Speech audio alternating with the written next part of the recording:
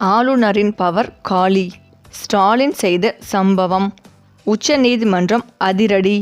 அதாவது தமிழ்நாட்டில் உள்ள பல்கலைக்கழகங்களுக்கு துணைவேந்தர்களை நியமிக்கும் அதிகாரம் முதலமைச்சருக்கு வழங்கிய தமிழ்நாடு அரசு சட்டத்தை நிறைவேற்றியிருந்தது. இந்த சட்டத்திற்கு சென்னை உயர்நீதிமன்றம் தடை விதித்திருந்த நிலையில் இந்த தடையை நீக்கி தற்போது உச்ச நீதிமன்றம் தீர்ப்பளித்துள்ளது.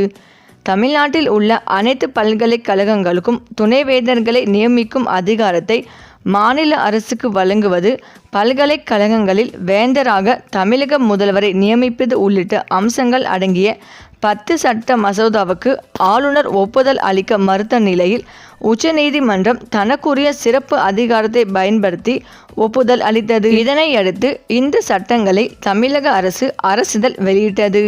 இதை எதிர்த்து திருநெல்வேலி சேர்ந்த பாஜகவின் வெங்கடாஜலபதி என்பவர் சென்னை உயர்நீதிமன்றத்தில் வழக்கு தொடர்ந்தார். பல்கலைக்கழகங்களில் வேந்தராக தமிழக முதல்வரை நியமிக்கும் வகையில் கடந்த 1994ஆம் ஆண்டு கொண்டு வரப்பட்டு நிலுவையில் உள்ள சட்ட திருத்தத்தை வாபஸ் பெறாமல் தமிழ்நாடு அரசு புதிதாக சட்டத்திட்டம் கொண்டு வந்து நிறைவேற்றியிருக்கிறது. இது பேரவையின் விதிகளுக்கு எதிரானது என அந்த வழக்கில் மனுதாரர் குறிப்பிட்டிருந்தார். அதேபோல தமிழக அரசின் இந்த மசோதாக்கள் பல்கலைக்கழக மானிய குழுவின் விதிகளுக்கு எதிராக இருக்கிறது என்றும் துணைவேந்தர்கள் நியமனம் தொடர்பான அதிகாரத்தை தமிழக அரசுக்கு வழங்கும் இந்த சட்டங்கள் சட்ட விரோதமானவை என்று அறிவிக்க வேண்டும் எனவும் கூறியிருந்தார்.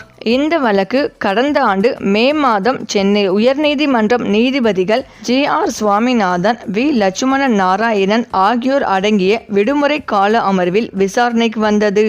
இருதரப்பு வாதங்களை கேட்ட நீதிபதிகள் துணைவேந்தர்கள் நியமிக்கும் வேந்தரின் அதிகாரத்தை தமிழக அரசுக்கு வழங்கி நிறைவேற்றப்பட்ட சட்டங்களுக்கு இடைக்கால தடை விதித்து உத்தரவிட்டனர். இதனையடுத்து இந்த உத்தரவை எதிர்த்து தமிழ்நாடு அரசு உச்சநீதிமன்றத்தில் மேல்முறையீடு செய்திருந்தது. வழக்கை விசாரித்த உச்சநீதிமன்றம் உயர்நீதிமன்றம் விதித்த இடைக்கால தடையை நீக்கி தற்போது தீர்ப்பு வழங்கியுள்ளது.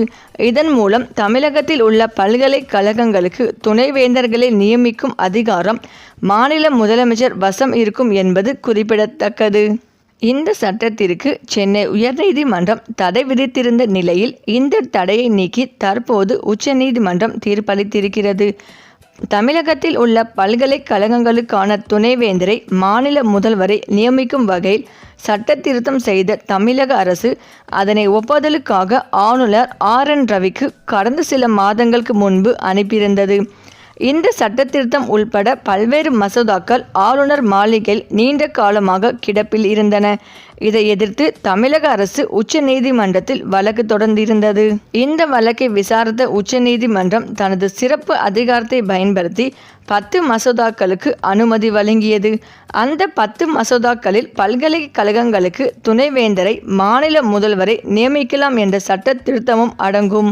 இதனைத் தொடர்ந்து மாநில முதல்வரை துணைவேந்தர்களை நியமிப்பதை எதிர்த்து உயர்நீதிமன்ற மதுரை கிளையில் வழக்கு தொடரப்பட்டது. அதனை விசாரித்த நீதிமன்றம் இந்த சட்ட திருத்தத்துக்கு இடைக்கால தடை விதித்து உத்தரவிட்டது.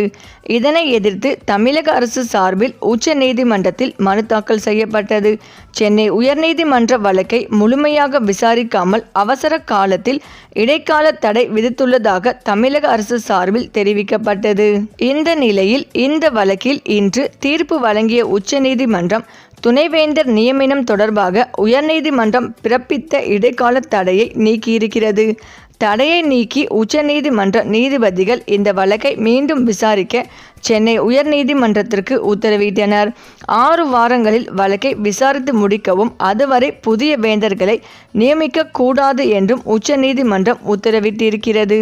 இந்த நிலையில் தமிழக அரசு கொண்டு வந்துள்ள சட்ட திருத்தத்தின்படி பல்கலைக்கழகங்களில் வேந்தராக ஆளுநருக்கு பதில் முதலமைச்சர் செயல்படுவார். துணைவேந்தர்களை தேர்வு செய்யும் குழுவை பரிந்துரைப்பதும் இறுதி நியமனம் செய்வதும் மாநில அரசின் அதிகார வரம்பிற்குள் வரும். மேலும் இது குஜராத், தெலுங்கானா போன்ற மாநிலங்களில் ஏற்கனவே நடைமுறையில் உள்ள முறையை பின்பற்றி உருவாக்கப்பட்டதாக தமிழக அரசு கூறியது. தமிழக அரசின் சட்டம் நடைமுறைக்கு வந்தாலும் சில சிக்கல்கள் இன்னும் விவாதத்தில் உள்ளன. அதாவது துணைவேந்தர் தேர்தல் குழுவில் பல்கலைக்கழக மானிய குழுவின் பிரதிநிதி இடம்பெற வேண்டும் என்பது கட்டாயம் என ஆளுநர் RN ரவி வாதாடுகிறார். சமீபத்தில் கூட பாரதியார் மற்றும் பெரியார் பல்கலைக்கழகங்களில் UGC பிரதிநிதி இல்லாமல் தேர்தல் குழு அமைப்பது செல்லாது என ஆளுநர் மாளிகை எச்சரிக்கை விடுத்திருப்பது என்பது குறிப்பிடத்தக்கது.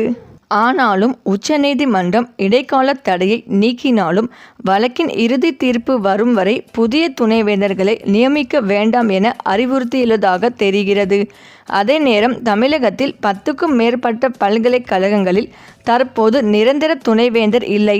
நீதிமன்றத்தில் இன்றைய உத்தரவு இந்த முட்டுக்கட்டையை உடைப்பதற்கான ஒரு படிக்கல்லாக பார்க்கப்படுகிறது. இந்த நிலையில் ஆளுநராக இருந்து கொண்டு தனித்து முடங்கியிருக்க முடியாது என தமிழக ஆளுநர் RN ரவி தெரிவித்துள்ளார். டெல்லியில் நடந்த குடியரசு தின அணிவகுப்பில் தமிழ்நாட்டில் இருந்து பங்கேற்ற தேசிய மாணவர் படை மற்றும் நாட்டு நலப்பணி திட்ட மாணவர்களுடன் கிண்டி மக்கள் பவனில் கலந்துரையாடிய ஆளுநர் ரவி இதனை தெரிவித்தார்.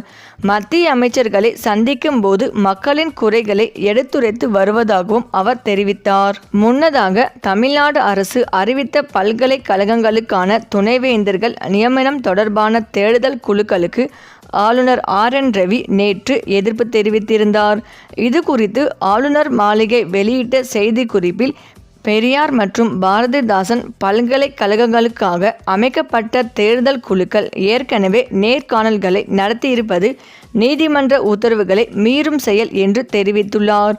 நீதிமன்ற தீர்ப்புகளுக்கு முரணாக தேர்தல் குழுவின் செயல்பாடுகள் தொடர்வது சட்டப்படி நிலைக்காது என்றும் இது மாநில அரசுக்கும் சம்பந்தப்பட்ட பல்கலைக்கழகங்களுக்கும் தேவையற்ற நிர்வாக மற்றும் சட்ட சிக்கல்களை உருவாக்கும் என்றும் கூறியுள்ளார். ஏற்கனவே பரிந்துரைத்தபடி UGC தலைவரின் பிரதிநிதியை தேர்தல் குழுவில் சேர்ப்பதற்கான உத்தரவை தமிழக அரசு உடனடியாக பிறப்பிக்க வேண்டும் என்றும் உச்சநீதிமன்றம் இறுதி முடிவெடுக்கும் வரை துணைவேந்தர்களை தேர்வு செய்யும் அனைத்து நடவடிக்கைகளையும் தமிழக அரசு நிறுத்தி வைக்க வேண்டும் என்றும் தெரிவிக்கப்பட்டிருந்தது.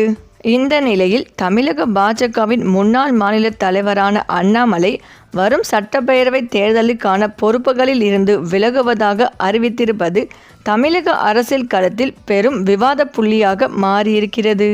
அண்ணாமலை பாஜக தலைமையில் இருந்தபோதும் சரி, கட்சியின் புதிய தலைவராக நயினார் நாகேந்திரன் பொறுப்பேற்றதிலும் சரி, ஆல் டைம் லைம்லைட்டிலேயே இருந்து வருகிறார் அண்ணாமலை. அதிலும் நயினாரிடம் தலைமை பதவி சென்றதில் இருந்தே பாஜகவிற்குள் நீரு பூத்த நெருப்பாக இருந்து வந்த உட்கட்சி பூசல் மெல்ல மெல்ல விஸ்வரூபம் எடுத்தது. தற்போது பகிரங்கமாக வெளிச்சத்திற்கு வந்துள்ளது. அண்ணாமலை நற்பணி மன்றம் என்ற பெயரில் ஏற்கனவே தொடங்கப்பட்டு பிறகு அவரது உத்தரவின் பேரில் கலைக்கப்பட்ட அமைப்புகள் தற்போது மீண்டும் உயிர் பெற தொடங்கியுள்ளன. எனினும் அண்ணாமலையின் இந்த மௌனமும் விலகலும் பாஜகவிற்குள் ஒரு புதிய அதிகார போட்டியை உறுதிப்படுத்தியுள்ளது. அண்ணாமலை மீண்டும் தேர்தல் களத்திற்கு வருவாரா அல்லது ஒரு புதிய அரசியல் பாதையை நோக்கி தனது ஆதரவாளர்களை வழிநடத்துவாரா என்பது வரும் நாட்களில் அண்ணாமலை எடுக்கப் போகும் முடிவிலேயே அடங்கியுள்ளது. சரி, இந்த வீடியோ பற்றிய உங்கள் கருத்துக்களை கமெண்ட்ல சொல்லுங்க. மேலும் இந்த வீடியோ உங்களுக்கு பிடித்திருந்தால் லைக் பண்ணுங்க, ஷேர் பண்ணுங்க, மறக்காம நம்ம சேனலை சப்ஸ்கிரைப் பண்ணிக்கோங்க. நன்றி.